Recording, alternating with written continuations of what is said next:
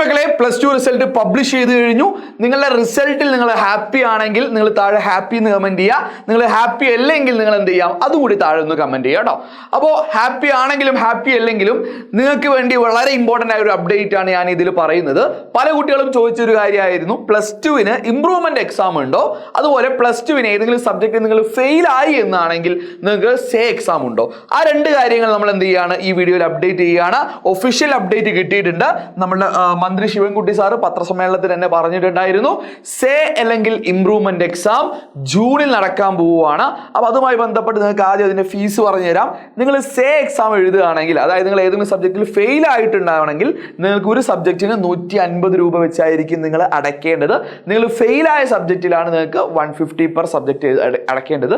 ഇനി നിങ്ങൾ ഇംപ്രൂവ് ചെയ്യുകയാണ്, ഇംപ്രൂവ് ചെയ്യാൻ നിങ്ങൾക്ക് ഒരു സബ്ജക്റ്റിന് 500 രൂപയാണ്. പക്ഷെ ഒറ്റ സബ്ജക്റ്റ് മാത്രമേ ഇംപ്രൂവ് ചെയ്യാൻ പറ്റൂ. അതിലൊരു ക്ലാരിറ്റി കൂടി എന്ത് ചെയ്താൽ ഞാൻ വരുത്തി തരാം. സേ എന്ന് പറഞ്ഞു കഴിഞ്ഞാൽ നിങ്ങൾ not eligible for higher studies എന്ന് കാണിച്ച കേസ്, അതായത് നിങ്ങൾ ഫെയിൽ ആയി എങ്കിൽ നിങ്ങൾക്ക് എന്ത് ചെയ്യാം, നിങ്ങൾ തോറ്റ എക്സാംസിലൊക്കെ നിങ്ങൾക്ക് സേ എഴുതാൻ പറ്റും.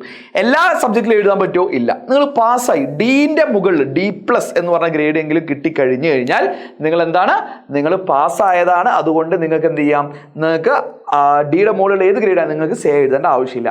അക്കൂട്ടർക്ക് എന്ത് ചെയ്യാം, ഇംപ്രൂവ്മെന്റ് എഴുതാം. പക്ഷെ ഒരു ക്ലാരിറ്റി കൂടി ഞാൻ വരുത്താം, സേയും ഇംപ്രൂവ്മെന്റും ഒരുമിച്ച് പറ്റില്ല. ഫോർ എക്സാമ്പിൾ 5 സബ്ജക്ട്സിന് നിങ്ങൾ പാസ്സായി, ഒരു സബ്ജക്ട് ഫെയിൽ ആയാൽ ആ കുട്ടിക്ക് ഫെയിൽ ആയ സബ്ജക്ട് എന്ത് ചെയ്യാം, സേ എക്സാം എഴുതാം. എന്നാൽ അവന് ബാക്കിയുള്ള 5 എണ്ണത്തിൽ എന്ത് ചെയ്യാൻ പറ്റില്ല, ഇംപ്രൂവ്മെന്റിൽ പങ്കെടുക്കാൻ പറ്റില്ല എന്നാണ് ഇപ്പോൾ കിട്ടുന്ന വിവരം. എന്തെങ്കിലും അപ്ഡേറ്റ് ഉണ്ടെങ്കിൽ ഞാൻ ഇതിൽ തിരുത്തി പറയാം കേട്ടോ. റെഡി. ഇനി ഡേറ്റ്സ് നിങ്ങൾ അറിഞ്ഞു വെക്കുക. അപ്ലൈ ചെയ്യേണ്ട അവസാന ഡേറ്റ് മെയ് 27 ആണ്. ഫൈനോട് കൂടി നിങ്ങൾക്ക് 29th വരെ മെയ് അപ്ലൈ ചെയ്യാം. പക്ഷേ നിങ്ങൾ 27ന് മുമ്പ് തന്നെ അപ്ലിക്കേഷൻ പ്രോസസ് കംപ്ലീറ്റ് ചെയ്യുക. നിങ്ങളുടെ സ്കൂൾ ടീച്ചേഴ്സിനെ വിളിച്ച് കഴിഞ്ഞാൽ അവർ ഇതിൻ്റെ എല്ലാ പ്രോസസ്സും പറഞ്ഞു തരും. അപ്പോൾ മറ്റൊരു കാര്യം കൂടി, എക്സാം ഡേറ്റ് ആയിരിക്കും. എക്സാം ഡേറ്റ് ജൂൺ 23 മുതൽ 27 വരെയാണ്. ടൈം ടേബിൾ വന്നിട്ടുണ്ട്. ടൈം ടേബിൾ ഞാൻ പെട്ടെന്ന് തന്നെ ഉടനെ ഒരു വീഡിയോ ആയിട്ട് ചെയ്യാം. ടൈം ടേബിൾ വളരെ ടൈറ്റ്ലി പാക്ഡ് ആണ്. അപ്പോൾ സ്വാഭാവികം ഉണ്ടാവുന്ന സംശയമായിരിക്കും, സാർ എജുപോണിൻ്റെ ക്ലാസ്സുകൾ ഉണ്ടായിരിക്കും. തീർച്ചയായും എജുപോണിൻ്റെ ക്ലാസ്സുകൾ നിങ്ങൾക്ക് വേണ്ടി സേ അല്ലെങ്കിൽ ഇംപ്രൂവ്മെന്റ് എക്സാമിന് വേണ്ടി ഉണ്ടായിരിക്കുന്നതായിരിക്കും. അതുമായി അപ്ഡേറ്റ് നമ്മൾ ഈ ചാനൽ നൽകും. സോ കൂടുതൽ റിസൾട്ടുമായി ബന്ധപ്പെട്ട അപ്ഡേറ്റും അതിന്റെ അനാലിസിസിനും നിങ്ങളുടെ ഫർദർ കരിയർ സ്റ്റഡീസിനും വേണ്ടി ഈ ചാനൽ സബ്സ്ക്രൈബ് ചെയ്യാത്തവർ സബ്സ്ക്രൈബ് ചെയ്യാം. അപ്പോൾ ഇതിന്റെ എന്തെങ്കിലും സംശയം ഉണ്ടെങ്കിൽ നിങ്ങൾ താഴെ കമന്റ് ആയിട്ട് പറയാം കേട്ടോ. നമ്മൾ അതിന് റിപ്ലൈ മാക്സിമം ചെയ്യും. അതിനൊക്കെ വീഡിയോസ് നമ്മൾ ചെയ്യുന്നതായിരിക്കും.